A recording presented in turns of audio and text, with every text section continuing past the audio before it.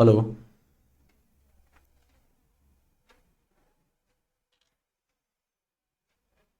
Hello everyone. This is me Shankar Jackison. One time more again I am present here to provide you a next class today. One time more again you are most welcome to my YouTube channel, The Universe English Institute. This is me Shankar Jackison, and in this class I am going to teach you your poetry section, class 12th, Bihar board syllabus.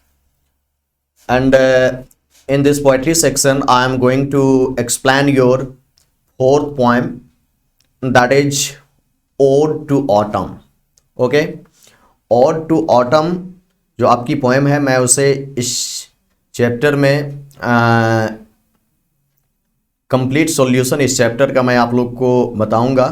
तो चलिए हम शुरू कर रहे हैं। Actually आज का जो ये आपका पोएम है ये है ओड टू ऑटम।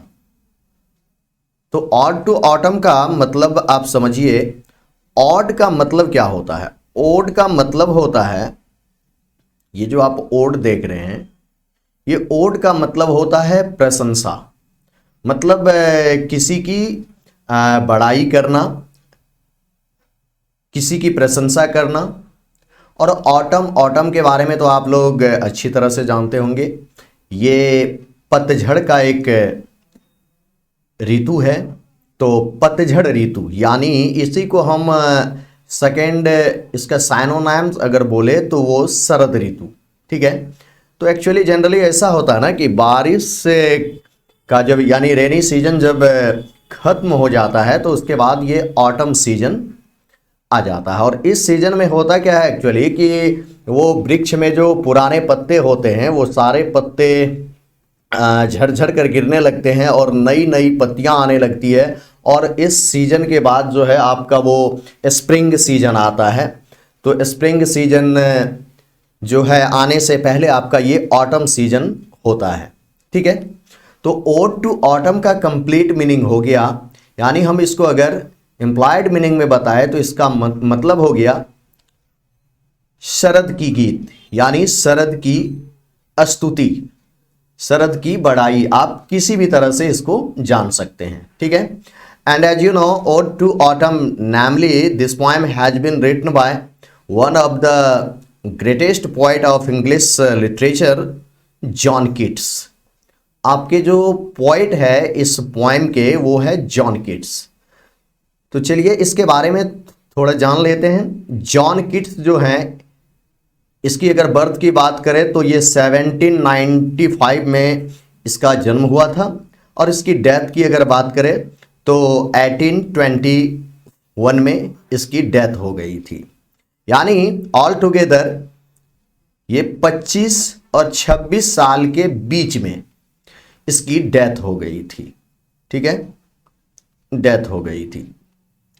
और अगर हम इस पोएम की बात करें तो इसमें जो थीम बताया गया है, इसमें ये एक्सप्लेनेशन एक्चुअली किस चीज़ का किया गया है, इसके थीम को अगर जानेंगे तो इसमें नेचुरल ब्यूटी जो है वो शरद की यानी ये पतझड़ की, उसका वर्णन इसमें किया गया है। यानी ऋतुराज वसंत की तो चर्चा हर जगह आपने सुनी होगी, कई कवियों ने करी है, कई पोएट्स ने वसंत ऋतु के ऊपर कविताएं कंपोज करी है। बट ये जो जॉन कीट्स है थोड़ा सा अपोजिट डायरेक्शन में जाकर के यहाँ ऐसे ऋतु का वर्णन कर रहे हैं जिस पर किसी की ध्यान नहीं आकृष्ट होता है। तो यहाँ इस पोएम में नेचुरल ब्यूटी ऑफ ऑटम यानी ऑटम की जो प्राकृतिक सौंदर्य है इसका जिक्र इसमें किया गया है। ये ऑटम के लिए कविता है, और ये कविता एक गजल के तरह उसको गा करके ये आपके पोएट ने उसे एक्सप्लेन किया है। तो आप समझ गए होंगे कि ये पोएम किस तरह की है। तो ये जो पोएम है ये नेचुरल ब्यूटी को एक्सप्लेनेशन के तौर पर एक्सप्लेन कर रही है। अगर टाइप ऑफ पोएट की बात करें तो आपके जो ये पोएट हैं यानी जॉन कीट्स, ये एक रोमांटिक पोएट के नाम से जाने जाते हैं। रोमांटिक पोएट कहने का मतलब होता है वो रोमानी कवि।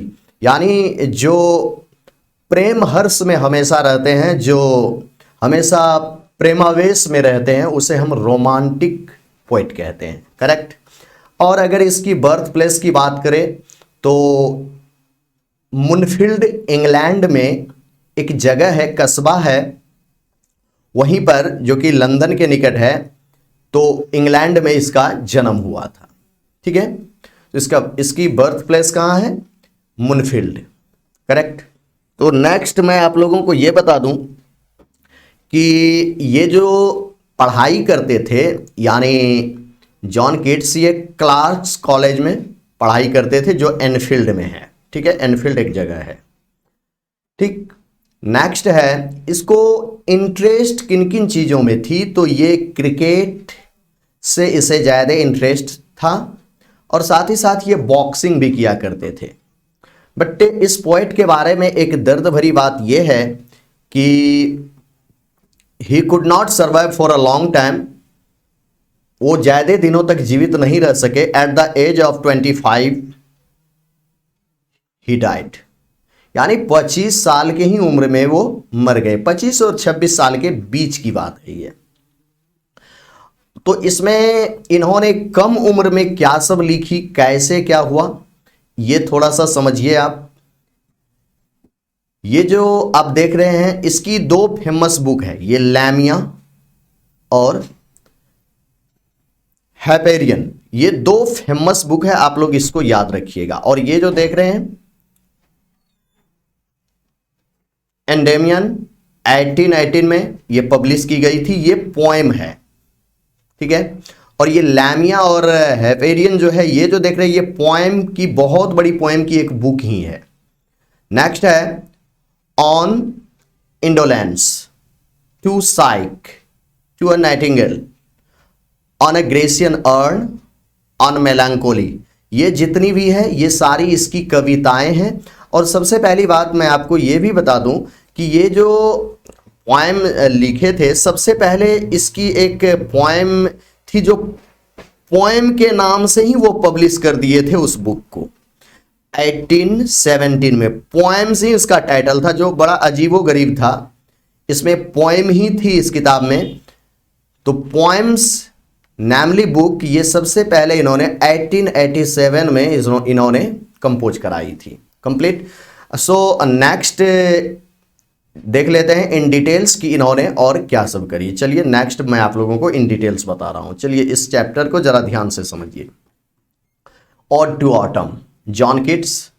जॉन किट्स 1795 टू 1821, यानी 1795 ईस्वी में इसका जन्म हुआ था। और इसकी डेथ जो है वो कब हो गई थी?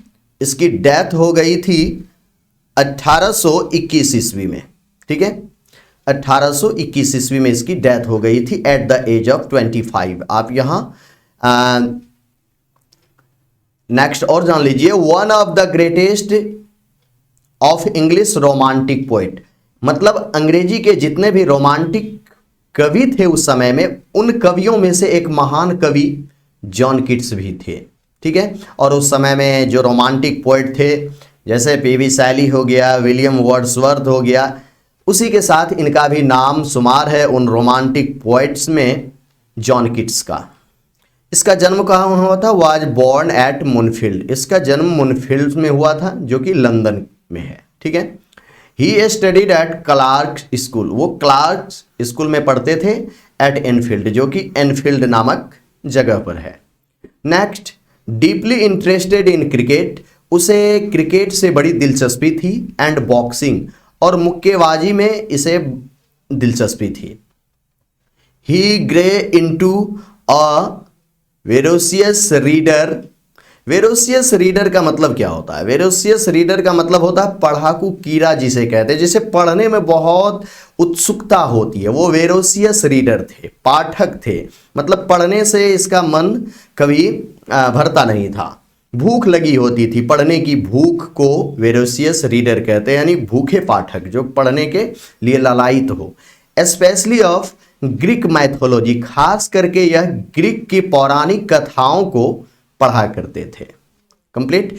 थे इंग्लैंड के, लेकिन ग्रीक यानी यूनान की जो वो पौराणिक कथा थी ना, उसको ये पढ़ा करते थे। He even started a translation of Virgil's. अब क्या है कि वर्जिल्स एक फेमस पोएट है, आपको पता होना चाहिए, और इस पोएट की एक फेमस बुक है एनेड। तो ये वर्जिल्स रोम के यानी इटली के फेमस पोएट हैं, तो उसी की जो एक रचना थी एनेड, उसको ये ट्रांसलेट किया करते थे अपने सेल्फ लैंग्वेज में, यानी आई मीन कि इंग्लिश में उसे ट्रांसलेट करते थे। चूंकि ये बायलिंगुअल पोएट थे, इसे 4 भाषाओं की का जो है अच्छा खासा ज्ञान था, ये ग्रीक अच्छी तरह से जानते थे। हीज एम्बिशन, उसका उद्देश्य क्या था? टू बिकम अ पोएट, उसका उद्देश्य था एक कवि बनने का। Was fired by his first acquaintance, और इसमें कवि बनने की ज्वाला तब धधक उठी जब उसने हिज फर्स्ट एक्वेंटेंस, उसकी पहली मुलाकात हुई विद स्पेंसर्स। स्पेंसर्स कहने का मतलब है एडमंड स्पेंसर्स जो थे, एडमंड स्पेंसर्स, उसकी एक फेमस रचना है फेरी क्वीन। इसको जब उन्होंने जॉन किट्स ने पढ़ी इससे बुक को, तो इसे लगा कि नहीं, मुझे भी एक पोएट बनना चाहिए, और इसके अंदर में वो एक पोएट बनने की जो है वो ललक जग गई। बहुत प्रभावित हुए इनसे। हिज फर्स्ट पोएम, इसकी जो पहली कविता, यानी जॉन किट्स ने जो अपनी पहली कविता लिखी थी वो थी lines in imitation of Spencer's. ये अपने पहली कविता इन्होंने लिखी थी, और वाज पब्लिश्ड इन 1814, और इसे उन्होंने 1814 ईस्वी में प्रकाशित करवाई थी। His first volume of poetry, अब volume of poetry and title poem, सबसे पहले तो कविताओं की संग्रह जो इन्होंने बनाई थी, उस बुक का नाम ही इन्होंने, मैंने आपको पहले भी बताई कि पोएम्स नाम से ही वो बुक को पब्लिश करवा दिए थे। और ये कब पब्लिश करवाए थे? तो 1817 में, करेक्ट। हिज पोएम, इसकी जो कविता है ना, वो Endymion was well appreciated by Wordsworth. Wordsworth साहब ने इसकी ये जो कविता थी एंडेमियन, इनको बहुत सराहा था, एप्रिसिएट किए थे। इट वाज पब्लिश्ड इन 1818, यानी इस पोएम को 1818 ईस्वी में पब्लिश की गई। हिज ओड, अब इनकी जो ये ओड है, पोएम में होता ये है कि पोएम कई तरह के होते हैं, तो ओड जो होती है ना, यानी किसी के सराहना, किसी के सराहे में जो लिखा जाता है, किसी के बड़प्पन में किसी की बड़ाई आप कर रहे होते हैं, तो वो ओड होता है। किसी का सजदा करते हैं आप, कि आप उसके प्रति अच्छा बोल रहे हैं, तो वो ओड होता है। तो इनकी जो ओड है वो ऐसे समझिए, ऑन इंडोलेंस, ये एक ओड है। ऑन अ ग्रेसियन अर्न, ये पोएम सबका नाम है जो मैं अभी बता रहा हूं। To Psyche, to a nightingale, on melancholy, ये सारे इसके पोएम हैं। और इतना ही नहीं, ओड टू ऑटम, आप यहां एक देख रहे हैं ओड टू ऑटम, ये जो देख रहे हैं ये भी एक ओड है, ठीक है। शरद के लिए सराहना भरी गीत है, शरद की बड़ाई में लिखी गई है, यानी पतझड़ की बड़ाई। लोग अच्छे खासे की बड़ाई तो करते हैं, दुखदाई मौसम होता है ये शरद, और इसकी बड़ाई कोई नहीं करते, क्योंकि सभी वसंत ऋतु की बड़ाई किया करते हैं, जो कि हरियालियों से भरी होती है और बड़ा खुशगवार मौसम होता है, तो उसकी बड़ाई सब करते हैं। बट पोएट ने क्या किया है कि थोड़ा इसकी बड़ाई में ये ओड लिखे हैं।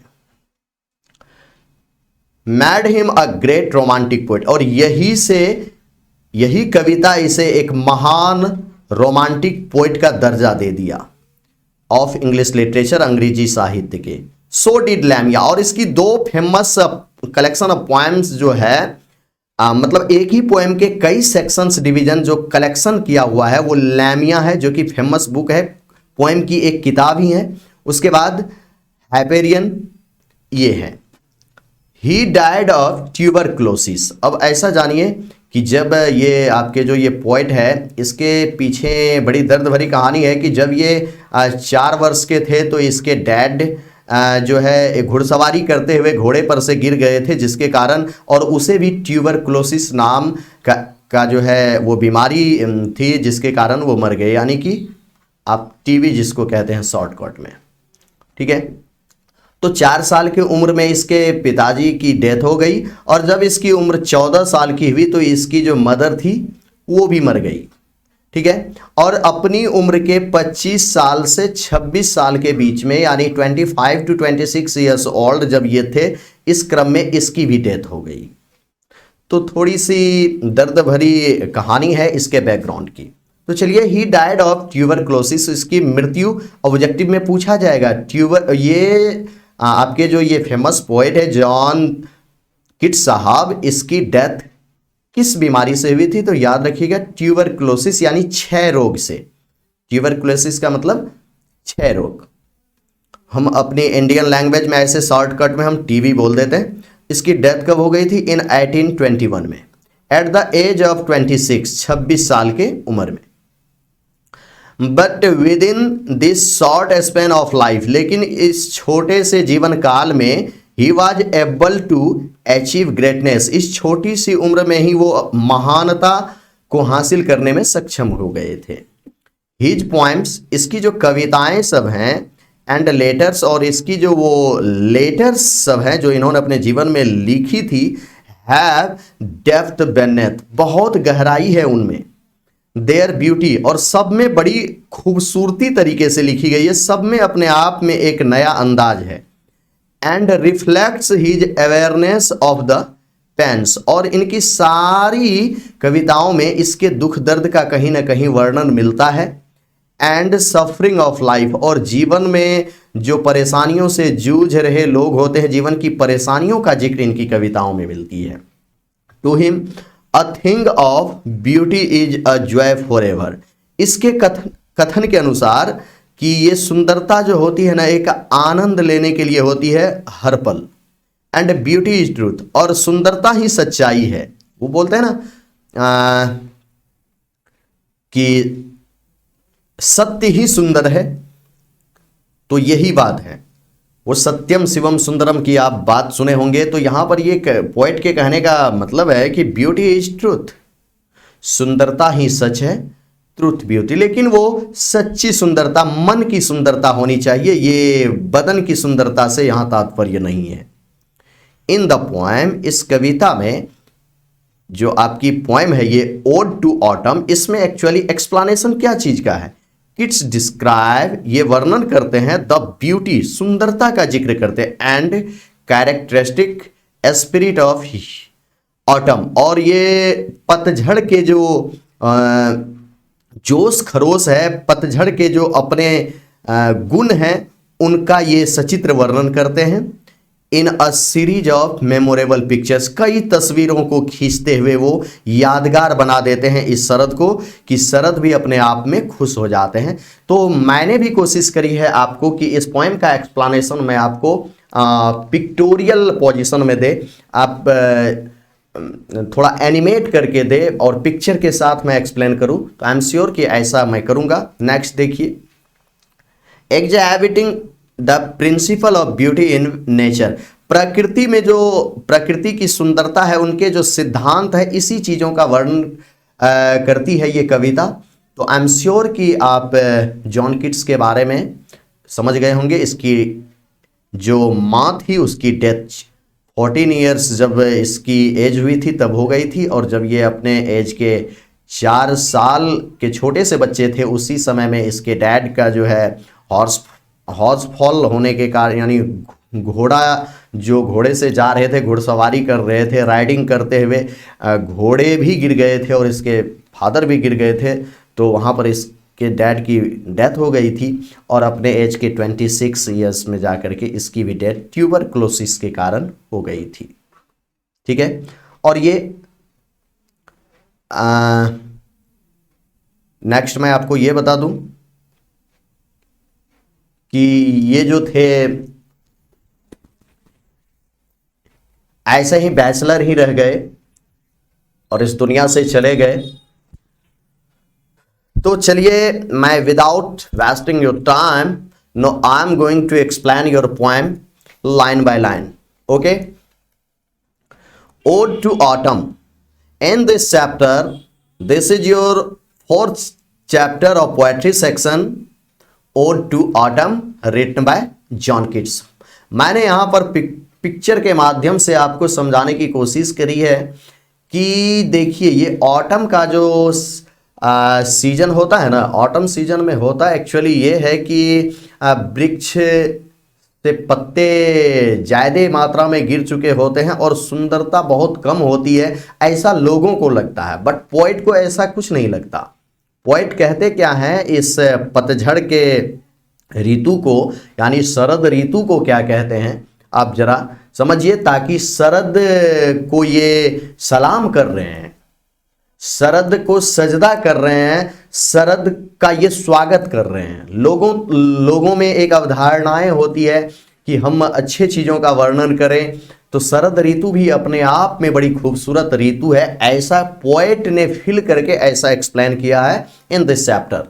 आई एम श्योर कि आप अच्छी तरह से समझेंगे। चलिए ध्यान से देखिए।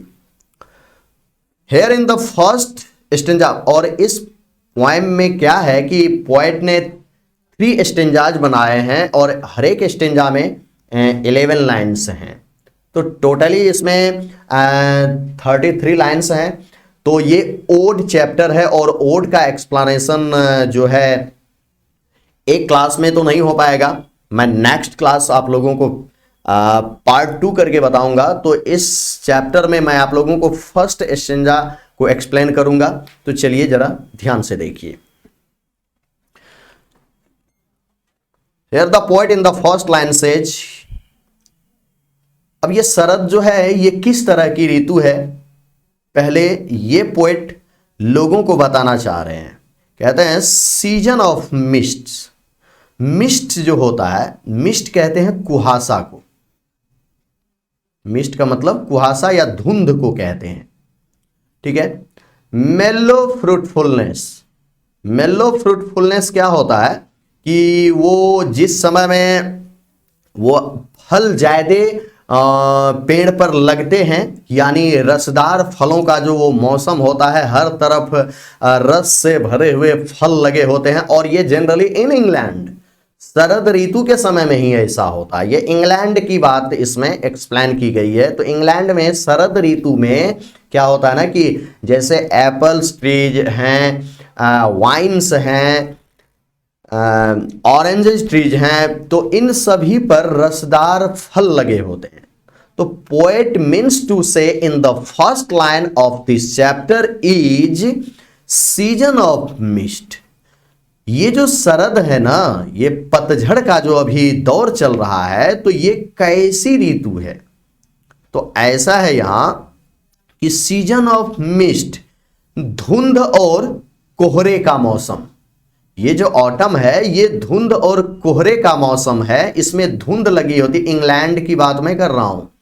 इंग्लैंड में शरद ऋतु के समय में मॉर्निंग एंड इवनिंग, ये दोनों ही समय में क्या होता है ना कि बिफोर सनराइज, सूर्य के उगने से पहले धुंध और कोहरा होता है। तो ये ऋतु जो है ना, अर्ली इन द मॉर्निंग, इस पोएम को कवि ने कंपोज करी है सुबह के समय में, ऐसे नज़ारा को देखते हुए। ये आप देख रहे हैं, ये मॉर्निंग्स का टाइम है, यहाँ से सूरज ऊपर की तरफ आ रहा है और चारों तरफ ये रोशनी बिखेर रहा है। और आप देख सकते हैं यहाँ ये धुंध और कोहरा आपको नजर आ रहा होगा, ये धुंध और कोहरा, ठीक है। तो ये ऋतु कैसी है? सीजन ऑफ मिस्ट, धुंध और कोहरे का मौसम, एंड और मेलो फ्रूटफुलनेस है, ये रसदार फलों का मौसम। पोएट कहते हैं इन द फर्स्ट लाइन, मेलो फ्रूटफुलनेस का मतलब हो गया, आप इंप्लाइड मीनिंग में समझिए कि मतलब रसदार फल हर जगह होते हैं, यानी रसदार फलों का जो ये जमावड़ा है, हर तरफ फल लदे हुए हैं, ये ऋतु ऐसी ऋतु है। इसीलिए पोएट कहते हैं season of mist and mellow fruitfulness, धुंध और कोहरे का मौसम, और है ये रसदार फलों का मौसम। I mean autumn is the season of mist and mellow fruitfulness. Here the first objective comes out, which season is known as the season of mist? कौन से ऋतु को धुंध और कोहरे की ऋतु कही जाती है? तो your answer will happen I think autumn season, correct. तो in the first line season of mist and mellow fruitfulness, यानी ये जो ऑटम है ये सीजन ऑफ मिस्ट है, धुंध और कोहरे का मौसम है। और कैसा मौसम है? धुंध और कोहरे का मौसम, सीजन ऑफ मिस्ट, धुंध और कोहरे का मौसम, और है यह मेलो फ्रूटफुलनेस, रसदार फलों का मौसम। बहुत सारे फल इसमें उगते हैं, यानी फल की उपज बहुत ज्यादा होती है। तो ये जो ऋतु है धुंध और कोहरे का मौसम है, रसदार फलों का ये मौसम है।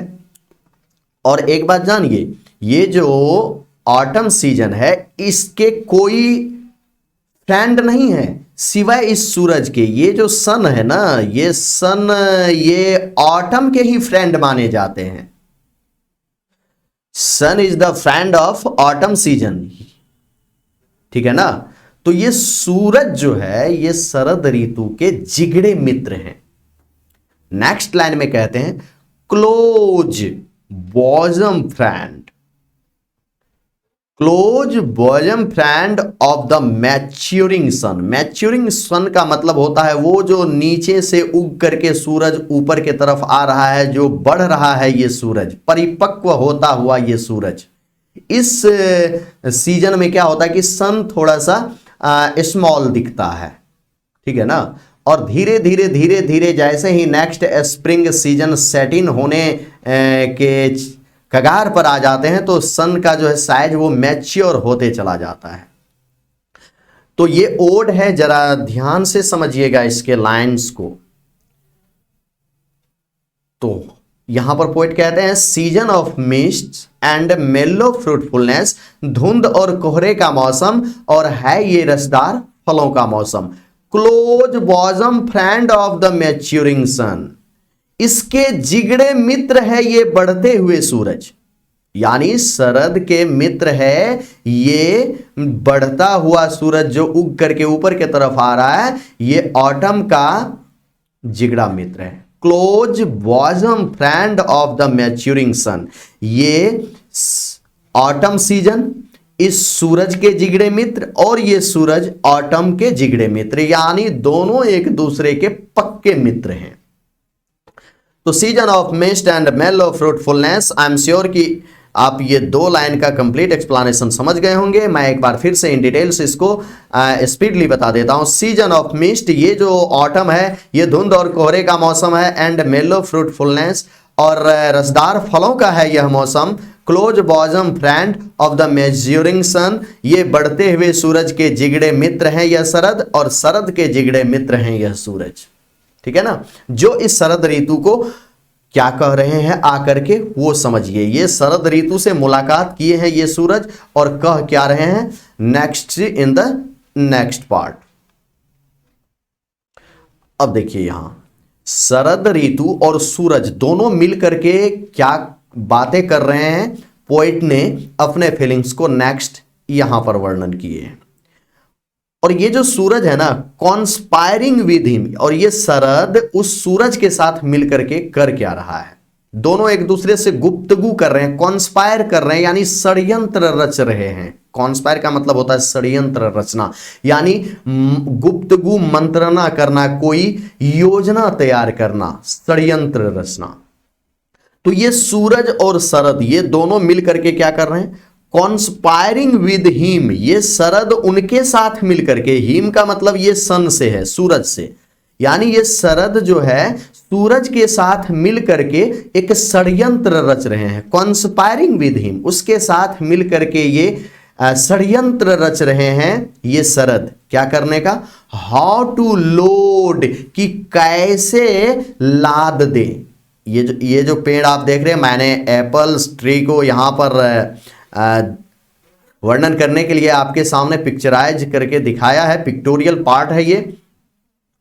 तो इस पिक्टोरियल पार्ट में मैंने आपको हर एक पिक्चर को पिक्चराइज करते हुए उसका A to Z एक्सप्लेनेशन बताने की कोशिश करी है, ताकि आपको ये एनिमेट के थ्रू आपको याद रह पाए बेटर। तो ये शरद सूरज के साथ मिलकर के क्या कर रहा है, कॉन्स्पायरिंग विद हिम, उसके साथ मिलकर के रच रहे हैं षड्यंत्र, how to load and bless, कि कैसे इन पेड़ों को लाद दे फलों से, एंड ब्लेस, और अपनी सारी दुआएं दे दूं इन फलों को। यानी शरद और सूरज दोनों मिलकर के आपस में बात कर रहे हैं कि देखो ना, चलो हम दोनों मिलकर के करते क्या है, ये जितने ये पेड़ है ना, हाउ टू लोड, कि कैसे इसको लाद दे, लोड का मतलब लाद देना, और लाद देना कौन चीज से, फलों से, एंड ब्लेस, और अपनी सारी दुआएं इन फलों में दे देना, ताकि ये फल इतने ना मिठास से भर जाए ना कि शरद ऋतु को लोग याद रखे, और लोग ये ना कहे कि सिर्फ वसंत ही बड़ी खूबसूरत है, शरद भी बहुत खूबसूरत है, लोगों को ये हम साबित कर दें। यही बात ये दोनों षड्यंत्र रच रहे हैं। ठीक है, conspiring with him how to lord and bless, यानी उस सूरज के साथ मिलकर के रच रहे हैं षड्यंत्र यह शरद, कि कैसे इन पेड़ों को लाद दे फलों से। Conspiring with him how to lord and bless, षड्यंत्र रच रहा है मिलकर उस सूरज के साथ कि कैसे इन पेड़ों को लाद दे फलों से, और अपनी सारी दुआएं इन फलों में दे दूं, ताकि ये फल मैच्योर हो जाए और मिठास से भर जाए। करेक्ट। नेक्स्ट कहते हैं विद द फ्रूट, और ये तो रही बात कि इन पेड़ों को फलों से लादना है, सिर्फ पेड़ों को ही नहीं, इस ऋतु में जितनी भी लताएं होती है, पेड़ पर तो फल लगते ही हैं, कुछ फल ऐसे भी होते हैं जो लताओं में लगते हैं, जस्ट लाइक आप ग्रेप्स की बात कर लीजिए, अंगूर की, तो ये इनकी लताएं होती है जिनमें इनके गुच्छे होते हैं, बंच होते हैं। तो वो in England in autumn season generally grapes are grown, ठीक है ना, इंग्लैंड में इसी समय में अंगूर बहुत ज्यादा मात्रा में होते हैं। तो conspiring with him how to lord and bless, line by line को जरा ध्यान से समझिएगा। ओड है ये, ओड पोएट्री सेक्शन की सबसे खतरनाक सेक्शन से होती है। तो ओड को समझने के लिए एक एक वर्ड को आप समझिए। कॉन्स्पायरिंग विद हिम, उसके साथ मिलकर के रच रहे हैं षड्यंत्र, हाउ टू लॉर्ड, कि कैसे लाद दें इन पेड़ों को, एंड ब्लेस, और अपनी सारी दुआएं कैसे इनको दे दूं। ठीक है, यही षड्यंत्र ये रच रहे हैं। नेक्स्ट क्या कह रहे हैं आगे समझिए। विद फ्रूट्स द वाइन्स, अरे इन अंगूर की लताओं को भी फलों से कैसे लाद दें, क्यों ना हम दोनों मिलकर के, यानी सन एंड ऑटम दोनों मिलकर के कहते हैं, क्यों ना हम विद फ्रूट्स द वाइन्स, इन अंगूर की लताओं को फलों से क्यों ना लाद दें। क्यों ये लताएं सूनी है, चलो हम लाद दें इनको फलों से। और होता यह है कि दोनों कॉन्स्पायर करते हैं, और ये आप देख रहे हैं ये फलों से लाद दिया है इन शरद को, यानी शरद जो ये ऋतु है, ये दोनों मिलकर के, सूरज और शरद दोनों मिलकर के इन पेड़ों को लाद दिए, यानी शरद ऋतु जो है वो फलों से लद गए हैं। और इसकी मदद कौन कर रहे हैं, ये सन। और तो और with fruit the vines that round the thatch eaves. अब ये थैच एवीज क्या होता है, ये थैच एवीज होता है कि आप कॉमन सी बात यहां समझिए, ऐसा कोई घर होता है और घर से जो वो पानी गिरता है, जिसको आप ड्रिपिंग ऑफ रेनी वाटर, वो बारिश का जो पानी होता है वो जो ड्रिप करके गिरता है यहां से, ओरियानी इसी को हम बोलते हैं, ठीक है ना, थैच एवी। तो ये जो अंगूर की लताएं हैं वो कहां कहां पर है, इसको समझिए। वाइन्स दैट राउंड, ये अंगूर की लताएं जो घूमी घूमी सी है, राउंड थैच एवी, इन घर के ओरियानी के चारों तरफ जो रन वो बढ़ रही है घूम घूम करके, यानी ओरियानी के किनारे किनारे जो ये अंगूर की लताएं गई हुई है, क्यों ना हम इनमें अंगूर के गुच्छे से लाद दे, शरद और सूरज मिलकर के रच रहे हैं यही षड्यंत्र। कि conspiring with him how to lord and bless, रच रहे हैं मिलकर सूरज शरद के साथ कि कैसे इन पेड़ों को फलों से लाद दें, विद फ्रूट्स द वाइन्स, कैसे इन अंगूर की लताओं को फलों से लाद दें, that round the thatch eaves runs, जो इन ओरियानी के चारों तरफ घूम घूम करके ये लताएं गई हुई है राउंड राउंड, उसको कैसे फलों से लाद दें। और ऐसा करते भी हैं और वो फल से लद भी जाते हैं। आई एम श्योर कि आप यहां तक समझ गए होंगे। जैसे इस पार्ट में आप देख सकते हैं, ये जो देख रहे हैं अंगूर की लताएं, और अंगूर की लताओं में क्या है, ये ग्रैप्स, ठीक है। तो ये शरद ऋतु में ही एक्चुअली ऐसा होता है। सूरज ने मिल करके शरद के साथ रचा षड्यंत्र और फलों को सारे पेड़ों पर ऐसे लाद दिए हैं जैसे मानो शरद में ही बहार है, ठीक है ना। इन द नेक्स्ट लाइन क्या कह रहे हैं वो समझिए। नेक्स्ट लाइन कह रहे हैं कि इन पेड़ों को तो फलों से लाद ही देना है, इन अंगूर की लताओं को तो फलों से लाद ही देना है।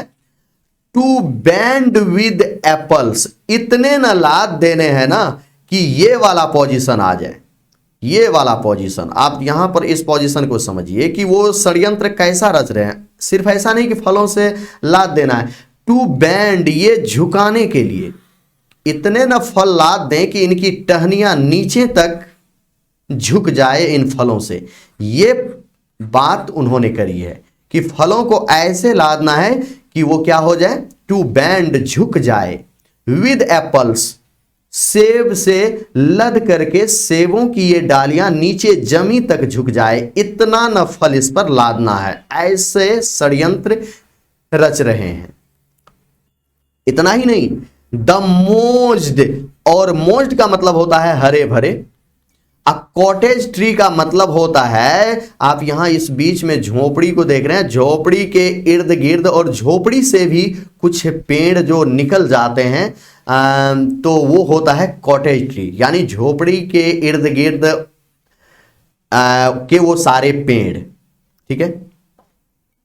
तो वही पोइट नेक्स्ट लाइन में कहते हैं कि ये शरद जो है ना, ये सूरज के साथ मिलकर के और सूरज शरद के साथ मिलकर के षड्यंत्र रच रहे हैं कि इन पेड़ों को फलों से ऐसे न लाद देना है ना कि टू बैंड, की झुका दे लाद करके, विद एप्पल्स, सेब से इन फलों इन पेड़ों की डालियों को झुका देना है, बहुत ज्यादा सेब से लाद देना है।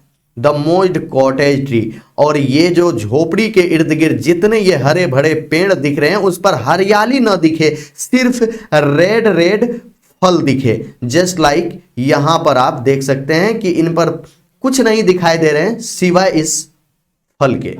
कितने सारे एप्पल्स यहां दिख रहे हैं। ऐसे ही कुछ सीन्स क्रिएट कर देते हैं ये सन एंड ऑटम दोनों मिलकर के। और ऑटम में जो पतझड़ होता है, देख सकते हैं इस वृक्ष पर पत्ते आपको ना के बराबर दिख रहे होंगे लेकिन फल से लदे हुए हैं। तो बहुत खूबसूरत अपने आप में ये ऋतु भी है। कोई सिर्फ बसंत की ही क्यों चर्चा करे, शरद में क्या कमी है। तो पोएट ने इस लाइन को मैंने एक्सप्लेन कर दिया कि पोएट के कहने का मतलब है कि ये सूरज जो है शरद के साथ मिलकर के षड्यंत्र रच रहा है कि इन सेब के पेड़ पर इतने न फल लगाने हैं कि वो उसे झुका दें। हरे भरे जो ये झोपड़ी के इर्द गिर्द जितने भी पेड़ हैं उस पर इतने न फल लगा दे कि पत्ते न दिखे, सिर्फ लाल लाल से भी दिखे। यानी रसदार फलों का मौसम तो है ही, धुंध और कोहरे का मौसम है यह रसदार फलों का मौसम। ये आपके पोएट ने कहा है अबाउट द ऑटम सीजन, कि ये सीजन जो है ना, धुंध और कोहरे का तो सीजन है ही, रसदार फलों का मौसम भी है। तो अगर वो ताजे सेब होते हैं ना, अगर उसमें आप उसको अगर आप खाएंगे तो आपके मुंह में रस भर जाएगा, ठीक है ना। ऐसे रस से भरना है। और वही कह रहे हैं यहां, एंड फिल ऑल फ्रूट्स, और जितने भी तरह के फल हैं, सिर्फ ये एप्पल्स की ही कौन बात करे, ऑरेंजेज हैं, गावाज हैं, जितने भी तरह के आई मीन ये ग्रेप्स हैं, जितने भी तरह के फूल हैं, एंड फिल और उसको भर दें, and fill all fruits with ripeness to the core. Ripeness का मतलब होता है वो पका होना यानी मिठास। राइपनेस का मतलब मिठास, करेक्ट। तो सिर्फ फलों से लादना ही नहीं है, इन झोपड़ी के इर्द गिर्द सारे पेड़ों पर सिर्फ फल ही नहीं लादना है, ये भी करना है। एंड फिल भर देना है, ऑल फ्रूट्स सारे फलों में भर देना है, क्या? विद राइपनेस मिठास भर देना है, पूरी तरह से वो मीठे हो जाए। टू द कोर, कोर का मतलब होता है आर से पार तक यानी अंदर तक। तो इन सारे फलों को अंदर तक मिठास से भर देना है, सिर्फ फल ही नहीं लगाना है, और फल लगाना है तो इनको अंदर तक रस से भर देना है, ताकि कोई इन फलों को आकर खाए तो बोले वाह क्या फल है। आई एम श्योर कि यहां तक आप समझ गए होंगे कि सूरज और शरद दोनों मिलकर के क्या क्या षड्यंत्र रच रहे हैं। क्या क्या षड्यंत्र रच रहे हैं आपको याद तो हो गया होगा। तो चलिए अब नेक्स्ट पार्ट को डिस्कस करते हैं। नाउ इन दिस लाइन, तो वहां तो बात थी कि वो एप्पल्स को जो है वो मिठास से भर देना है, वो भी अंदर तक लाल लाल जो और ये एप्पल्स हैं, ये ऑरेंज कलर के जितने भी फल हैं, जैसे मान लीजिए आपके खुद एक ऑरेंज भी हो गया, तो उन सारे को मिठास से भरना है। नेक्स्ट और भी कुछ करना है, वो तो ग्रेप्स को मिठास से भर ही दिए थे, यहां पर क्या करना है? टू स्वेल, स्वेल का मतलब होता है फुला देना यानी बड़ा कर देना। The God, God you know, ये जो आप देख रहे हैं कद्दू, ये गॉड है। और ऑटम सीजन में तो इंग्लैंड में ये गॉड की कोई कमी नहीं रहती, भरमार हो जाती है। तो जितने भी लताएं हैं ना, चाहे वो सब्जी के तरह यूज करने वाला हो या फल के तरह खाने वाला हो, उन सभी में ऐसे ना फल लादना है ना कि कोई शरद की बुराई ना करे। ऐसे षड्यंत्र सूरज और शरद मिलकर कर रहे हैं। टू स्वेल द गोड, इन कद्दू को फुला देने यानी बड़ा कर देने का षड्यंत्र रच रहे हैं कि जल्दी जल्दी इन कद्दू को बहुत बड़ा कर दो, ताकि लगे जो इस सीजन में ताकत है। एंड प्लम्प, प्लम्प का मतलब होता है गुद्देदार बनाना यानी कि मांसल बनाना। तो इन कद्दू को बड़ा कर देना है, उसके अंदर में मांस भर देना है यानी गुद्दा भर देना है। और सिर्फ इसको ही नहीं, प्लम्प द हेजल सेल, अब ये कठोर फल जो होते हैं, जस्ट लाइक अखरोट की बात करें, हेजल सेल कहने का मतलब यहां पर है, आप देखे होंगे बेटल नट, सुपारी की बात हो रही है।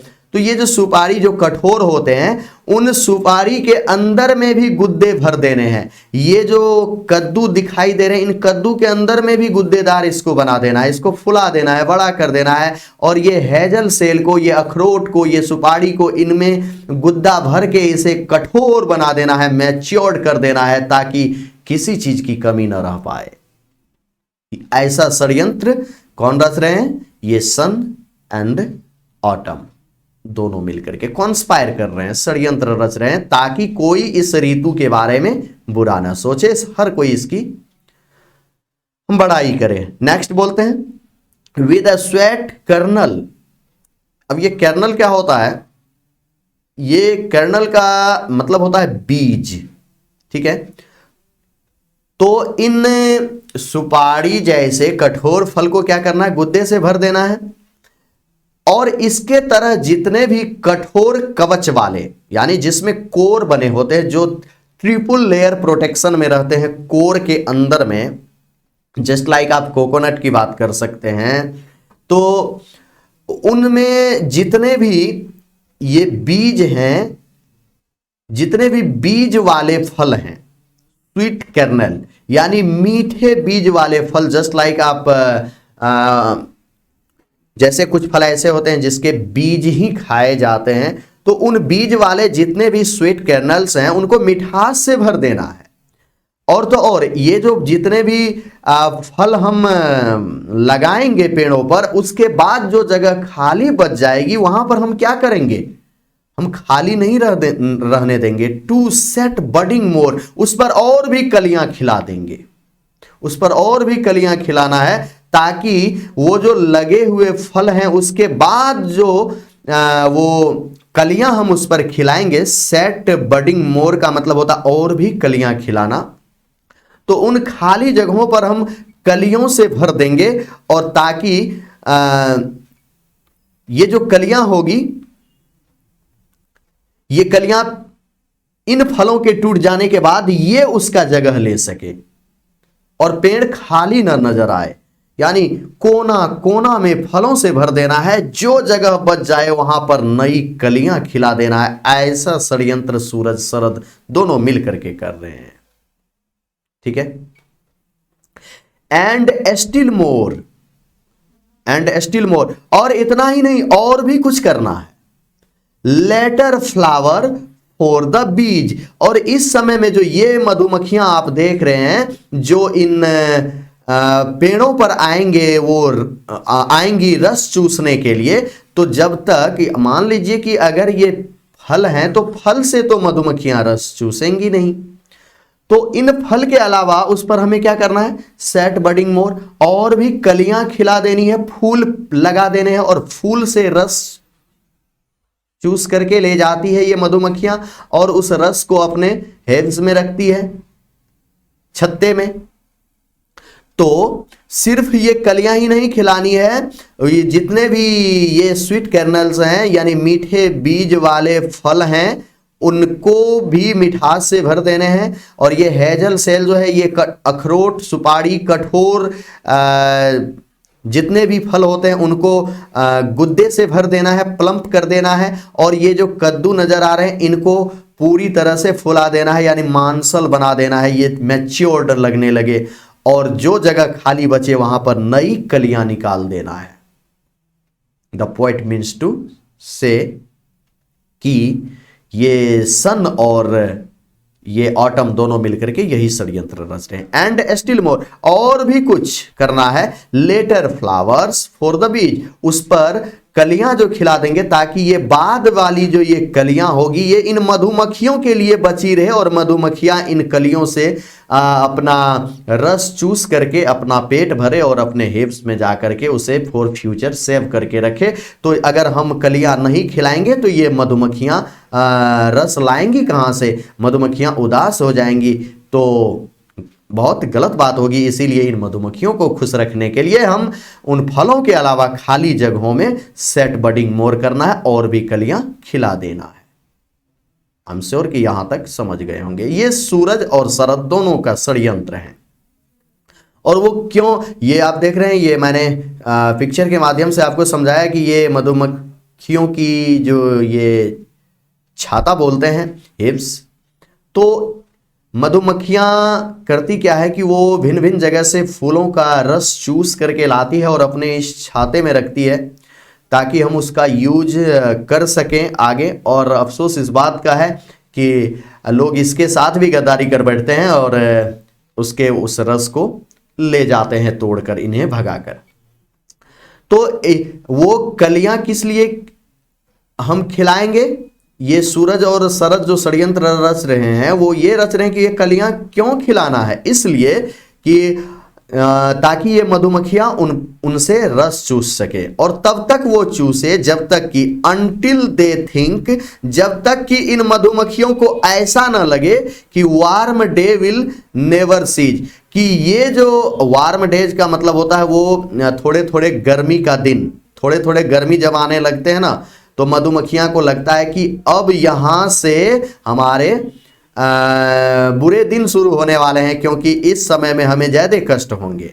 तो हमें तब तक ये फूल खिलाए रखना है, कलियां खिलाए रखना है इन पेड़ों पर, तब तक जब तक कि ये मधुमक्खियां दे थिंक, जब तक वो ऐसा ना सोचे कि warm days will never cease, कि ये अच्छे वाले दिन उसके कभी खत्म ना होंगे। मधुमक्खियों को ऐसा लगता रहे कि ऐसा ही दिन उसके लिए रहेगा, और मधुमक्खियां जो है वो मदमस्त होकर के, मगन होकर के इस ऋतु का आनंद ले पाए, तब तक हमें उन पेड़ों पर कलियां खिलाते रहना है, ताकि मधुमक्खियों को इस मौसम के खत्म होने का आभास न हो और गर्मी आने का एहसास न हो।